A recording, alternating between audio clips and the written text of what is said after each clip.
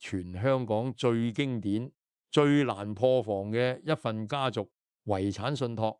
點解任憑梅媽打官司打足20年，用盡所有方法，都始終分唔走入面嘅一分一毫當起？你係咪同出面啲水魚一樣，以為呢個只係梅家爭產嘅娛樂八卦，根本睇唔穿梅拿芳臨終前用家族信託為好動嘅家人設下嘅最硬核防守天網？今日能夠適當同你深度拆解梅次芳留俾家人最深層嘅保護機制，在負期望值嘅名利場與望森林中，禁性嘅氹難與軟弱係無法靠意志力克服嘅。我會用最冰冷嘅信託法律工程踢爆點解梅媽打官司20年都破唔到防嘅底牌咁話你。你知點樣像大師一樣用系統去隔絕人性，保護你一生積累嘅核心本金？講到梅艷芳呢個家族信託撞起，首先要由佢個原生家庭講起。梅媽譚美金同埋佢個大仔梅啟明呢兩母子嘅消費思維同地仔心態，可以話係最經典嘅反面教材。家人一生好日惡佬揮霍無度，尤其係梅啟明，簡直就係一個無底深潭。梅艷芳未紅嗰陣，佢已經係咁入錢。梅艷芳紅咗之後，更加當正阿妹係提款機，開公司搞狗場，全部係問阿妹攞錢，折咗就當冇件事。梅芳曾經喺訪問度講過，同個大佬冇兩句，仲話我膊頭負荷已好重，所以好攰。呢句說話道盡晒佢對呢班吸血家人嘅心寒。你諗下，一個女人由4歲開始賣唱養家，10幾歲就孭起成頭家嘅生計嘅。佢嘅童年就係喺荔園、喺戲院、喺夜總會入面度過。佢睇過幾多世態炎涼，見過幾多人情冷暖，佢點會唔知自己屋企人嘅底細？梅啟明呢個人可以話係典型嘅敗家仔代表，喺外面欠落一身債，然後要阿梅幫手還。佢試過開狗場，又試過搞生意，次次都係3分鐘熱度啊！一咗錢就拍拍扭友走人，講邊個埋單咪又係阿梅。梅艷芳曾經講過，佢嘅家人好似水粒咁吸乾，佢嘅血仲要嫌唔夠飽。呢種說話就唔係心灰意冷到極，點會講得出口？所以當2003年梅錦芳因素公檢癌離世，臨終前1個月做咗一個極度理智、極度冰冷嘅決定。佢知道如果將億計遺產直接俾梅媽同梅啟明，呢筆錢唔使1年就會喺菜務同道台上面煙消雲散，清袋都似。所有資產交俾匯豐信託管理，呢個決定一時衝動，而係佢用咗成世人嘅痛苦經驗換翻嚟嘅最後一着。呢個信託嘅底層邏輯就係將資產嘅所有權同收益權徹底分離。信託成立之後，梅媽每個月只可以拎固定嘅生活費，最初係7萬蚊。雖然後來因為通楞同佢不斷打官司，法庭將生活費加到去20幾萬，甚至試過批准佢拎25萬擺95歲大壽，但原則永不改變。撞起佢永遠只係一個受益人，唔係擁有人。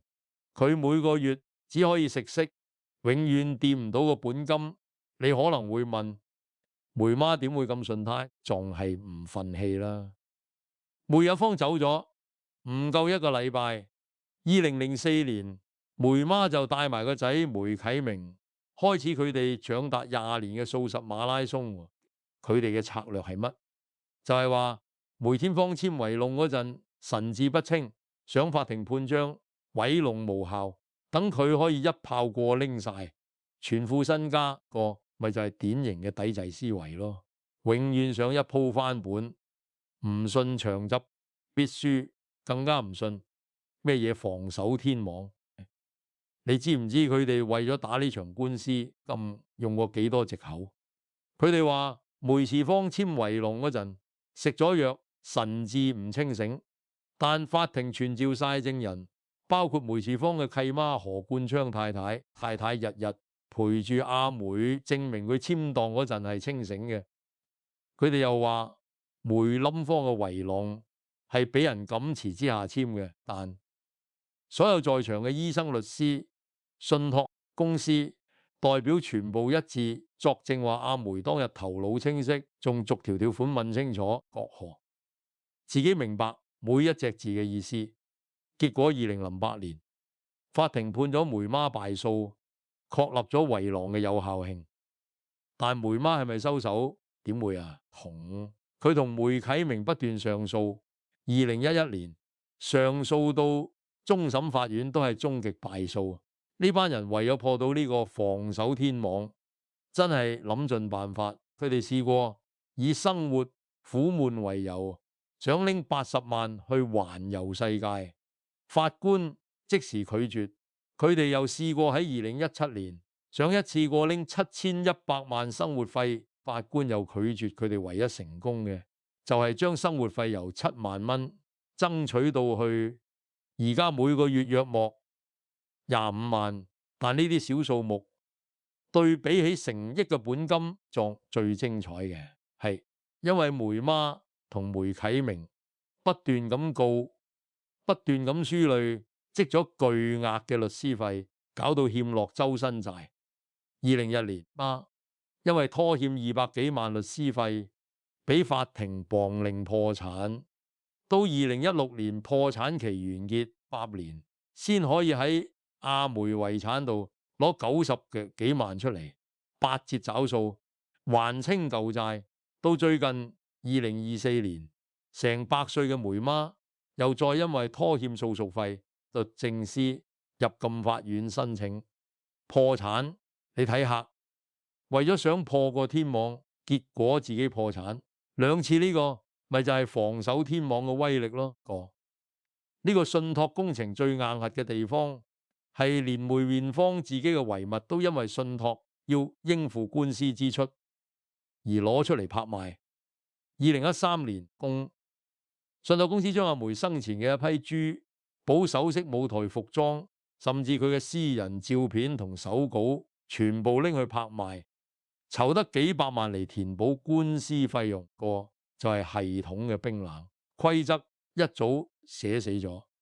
無論你係邊個，信託法同大數定律會替天后死守住呢筆老本。你可能會問解梅艷芳要咁絕，點解唔信下屋企人會改過？因為梅艷芳太清楚佢屋企人嘅底細，佢哋代表嘅係負期望值嘅恫嚇思維，設立嘅信託就係用所有權同收益權嘅物理隔離去抗衡呢種人性嘅氹冧。梅媽打極官司都拎唔到本金，法庭判決講到明信託基金有效，連法庭都話有效，你話點打？講到呢度，唔知你睇唔睇得穿呢個防守天網嘅高明之處？個世界唔係靠意志力去同抌博冧望對抗，而係要靠制度，連天后嘅家人都破唔到嘅防。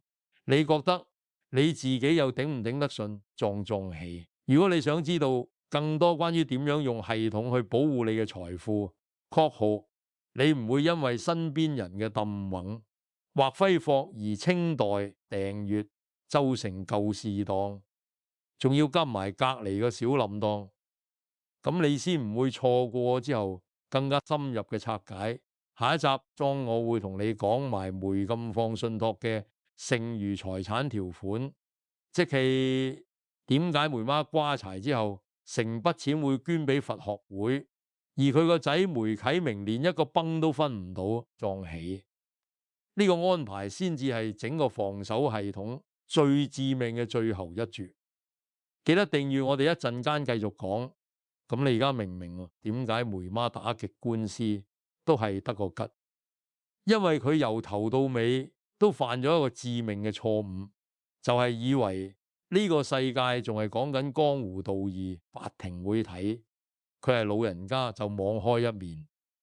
但信託法呢家嘢係最唔講人情嘅冰冷機器，佢只認契約，只認簽名，只認你嗰刻係咪清醒。萬方就係用呢部機器將佢成副身家鎖入一個鋼鐵保險箱，鎖匙一早掟咗落海，連自己都拎唔返，何況係外人。定臨4年開始，梅媽同梅聿明兩母子就開始咗佢哋嘅訴訟馬拉松。佢哋周圍揾律師出盡法寶，目的只得一個，壯士不華。檢方佔用嗰陣神志不清，上法庭宣告將驗用無效。你諗下，梅典芳諗中前1個月身體已經差到極點，我係仍然堅持要親。自建政黨簽署連醫生、律師、契媽何冠章太太全部在場，法庭傳召晒所有證人。何太太日日陪住阿梅，親口證明佢嗰排雖然虛弱，但思維清晰到不得了，仲有精神交代。邊個打邊個信得過，邊個信唔過。2008年高等法院判咗梅媽敗訴，確立圍籠有效。但呢對母子係咪會收手？梗係唔會啦。佢哋上訴，再上訴，得1年，打到終審法院，都係終極敗訴。終審法院嗰幾位大法官判詞寫得好清楚，梅艷芳簽圍籠嗰陣壯精神狀態係完全有能力處理自己嘅財產。呢個判決一出，等同於向全香港宣告呢個防守天網已經獲得終極嘅法律認證，發一壯氣，任何常規訴訟都無法撼動。你可係信託會咁堅不可摧，因為資產不可撤銷，信託大，佢就唔再屬於委託人嘅個人遺產。法律上呢筆錢嘅所有權已經轉移咗去受託人，即係匯豐信託嗰度。梅媽只係一個受益人，佢每個月拎嘅係收益權，唔係擁有權。所以無論佢點打官司，你點上訴，都只係喺信託外圍兜圈，永遠觸碰唔到核心嘅本金。個就係信託法律最殘酷嘅地方，佢唔講血緣，唔講孝道，只講客觀契約。連梅千芳自己死咗都冇權更改信託條款，話呢個天網有幾硬喎。講到呢度，你可能會諗，梅媽打官司打到周身債，甚至破產，咁信託基金入面嗰筆錢會唔會俾人查封呢？答案係絕對唔會。呢個就係信託基金另一個最變態嘅功能。呢債務保護罩，你知唔知？咁梅媽同梅啟明不斷請律師打官司，不斷輸，累積咗天文數字嘅律師費。2012年，梅媽因為拖欠200幾萬律師費，法庭蒙令破產到2016年，破產期完結，佢先可以喺阿梅遺產度攞90幾萬出嚟，8折找數。到最近2024年，100歲嘅梅媽又再因為拖欠訴訟費，俾律政司入甕法院申請破產。你睇下，2次破產，如果呢筆錢係直接繼承嘅遺產，早就會申請法院查封，將所有現金物業拎上去拍賣還債。但係奇蹟就發生喺呢度，因為信託基金入面嘅資產法律上唔屬於梅媽嘅個人財產，所以即使佢破產，信託基金依然每個月雷打不動咁將20幾萬生活費撥俾佢，幫唔到嘅。而筆錢嘅主意法院都冇權凍結。呢個就係信託法入面嘅浪費者條款嘅威力，割號咗受益人，即使爛冧，即使欠債，即使破產，最基本嘅生活費都唔會俾人拎走。梅松芳呢個設計夠就夠，就係佢用一個零信任系統去保護佢嘅家人。佢唔信梅媽會改過，唔信梅啟明會生性，所以佢用信託法律將所有風險隔絕過。呢個系統唔單止防到佢哋自己嘅揮霍，仲防埋外界所有嘅債主同收割者。你諗下，如果當年梅里芳直接將錢俾梅媽破產嗰陣，呢筆錢一早俾人拎晒去填氹，邊度仲有每個月20幾萬生活費？呢個就係防守天網最溫柔嘅一面，佢用最冰冷嘅法律手段，確可你即使跌落森林，都仲有一條安全冧扯住，你唔會一鋪清袋。所以話呢個信託基金撞嘅，表面上係遺產規劃，實際上係一個對抗人性弱點嘅終極武器。梅林芳呢個決定唔單止保護咗佢嘅本金，仲保護咗佢嘅家人免受塞姆羅船嘅吞噬。佢用行動證明咗真正嘅愛唔係盲目相信，用制度去確保對方唔會因為自己嘅軟弱而萬劫不復。講到呢度，你有冇諗過你身邊有冇邊啲人一時心軟借錢俾爛就嘅親友，結果害人害己？或者你見唔見識過有邊個家族因為信託規劃做得唔好，話俾債主追到破產收場？留言話俾我知，你覺得梅番芳呢個做法係絕情定係真係為家人着想？我成日都話到海無涯，金嘅氹林係冇藥醫，唯一嘅解藥就係一套行得通嘅系統。梅艷芳呢套防守天網就係最完美嘅示範。下一節同你揭開呢個信託最後亦都最致命嘅一着。點解梅媽百年歸老之後，成筆錢會一毫子都唔留俾梅啟明，全部捐晒去佛學會？呢個安排先至係成個故事最諗似、最令人拍案叫絕嘅高潮。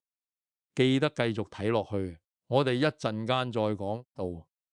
你睇到梅艷芳呢個信託，表面上好似係一個好冰冷、好絕情嘅法律機器，但實際上佢係一個用最理性嘅方式表達最深層愛意嘅工程。佢唔信梅媽會突然生性，佢信法律會死守住條底線。結果呢個系統，梅媽今年已經100幾歲，仍然每個月有20幾萬生活費，衣食無憂。呢個不能不說係梅錦芳呢套保本天機給予佢最長情嘅守護講嘅。但呢個信託最令人拍案叫絕嘅，並唔係每個月嘅生活費安排，而係佢嘅剩餘財產條款。梅蘭芳喺遺浪入面寫到明講係，當梅媽百年歸老之後，信託基金入面所有剩餘嘅資產將會全部捐贈俾妙境佛學會，一個崩都唔會留俾梅啟明。呢個安排先至係整個防守系統最致命嘅最後一着。你諗下，梅啟明呢20年嚟一直陪住梅媽打官司，佢以為只要打到梅媽攞到筆錢，佢就自然有着數。但佢由頭到尾都冇諗過，梅樹芳一早已經睇穿佢嘅如意算盤。梅樹芳知道，就算佢將筆錢留俾梅媽更，梅媽最終都會俾梅啟明入干還嘅淨，所以佢索性喺遺囑寫明，梅媽一走，所有錢全部捐晒出去。梅啟明一個崩都分唔到呢個安排，等同於向梅啟明宣告：你唔好諗住靠阿媽發達，因為阿媽一死，你乜都冇。呢個就係梅艷芳最狠，亦都最聰明嘅地方。佢用一個信託，同時解決咗3個問題：第一，防止梅媽恢復遺產；第二，防止債主再查封；第三，防止梅啟明坐享其成個信託。3重防護，滴水不漏。你話呢個女人係咪聰明到令人心寒？我成日都同人講，人生就係一場漫長嘅隨機漫步，撞接一撞啊！你永遠冇辦法預測下一鋪會開大定開細，更加冇辦法預測你身邊嘅人會唔會突然間變咗另一個人。你可以靠意志力去克服度畫，靠自律去控制消費，靠感情去維繫家族和睦。我同你講，全部係自欺欺人。真正嘅高手撞起，從來唔會挑戰人性，因為佢哋知道人性係最脆弱、最唔可靠嘅嘢。梅艷芳用佢嘅用遺產幫我哋示範咗乜嘢？叫做零信任機制。佢唔信自己嘅媽咪會唔賭錢，唔信自己嘅大佬會唔借錢，佢用信託法律將所有風險隔絕。結果呢個系統唔單止防到佢哋自己嘅揮霍，仲防埋外界所有嘅債主同收割者。就係佢留俾家人最深層嘅保護機制，亦都係佢留俾呢個世界最後嘅一堂課。而家輪到你，你諗下你自己嘅人生有冇建立到呢個零信任防火牆？你嘅核心老伴，即係你一生積累嘅本金降起，係唔係已經同你嘅投機風險徹底進行咗物理隔離？你係唔係仲喺度高估自己面對誘惑同泥選嗰陣嘅理智，自己可以喺股市或者動台上面溝淡加倉，結果越陷越深，踏入咗個損失螺旋。我見得太多人喺牛市嗰陣覺得自己係股神，喺熊市嗰陣就覺得自己係水魚。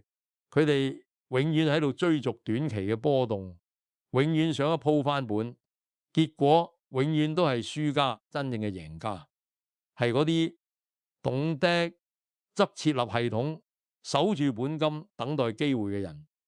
佢哋唔會因為一時嘅貪念而落重注，仲唔會因為一時嘅恐懼而割肉離場。佢哋知道呢個世界最貴嘅嘢就係貪字。記住呢句說話，保住本金，保住你無限次重新出發嘅資格。呢個世界贏粒糖書間廠嘅故事，日日都喺度上演。但真正笑到最後嘅人，係嗰啲懂得喺概率對自己不利嘅時候，嗰段離場逼虎斷尾，保存實力嘅人。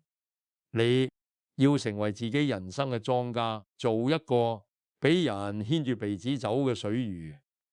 梅針芳呢個信託故事話俾我哋知一個最簡單嘅道理：愛一個人一撞起，唔係盲目咁將所有嘢俾晒佢，而係用最理性嘅方式確和好。佢唔會因為自己嘅弱點而受到傷害。梅艷芳對佢家人嘅愛，種防守型嘅愛，佢唔係要令家人發達，而係要令家人唔會餓死。呢種愛雖然冰冷，但係最真實、最長久。今日同大家深度拆解咗梅艷芳橫信託背後嗰一套消滅人性嘅脆弱，建立最硬核防守天網嘅博弈真相。希望可以幫你一腳踢開嗰種靠直覺、靠運氣，甚至靠自律可以發達嘅天真錯覺。博弈世界同人生戰場都一樣，靠絕對嘅系統與對自己大腦衝動嘅零信任，你才能生存。如果你覺得今日呢個老江湖嘅硬核拆解幫你重新審視自己面對財務風險與家族風險嘅時候嗰種態度啊，唔該你而家即刻撳個訂閱掣，打開埋個小入洞角，每星期都會用最真實、最經得起數學同科學推敲嘅數據，帶你睇清呢個世界底層嗰套規律，教你避開各種收埋喺暗處嘅人生陷阱。撳個掣真係好簡單，亦係你今日最理智、最唔會交智商稅嘅決定。平時喺家庭理財或者投資市場入面，有冇遇過呢種因為自己或者身邊人抗拒唔到氹念而全盤崩潰嘅事情？最想分享今日呢條片嘅邊一句老江湖保本天機俾你身邊嗰啲買股票搞投資嘅朋友聽過？你而家喺下方評論區寫低你嘅感受，隨手一個分享，可能就係幫佢避開人生大坑。最重要嘅提醒，多謝大家江湖路遠，保住你嘅本錢。我哋下期再見。而家當你再聽到梅艋芳嘅歌聲，再睇到佢嘅舞台片段，你可能會有另一種感受。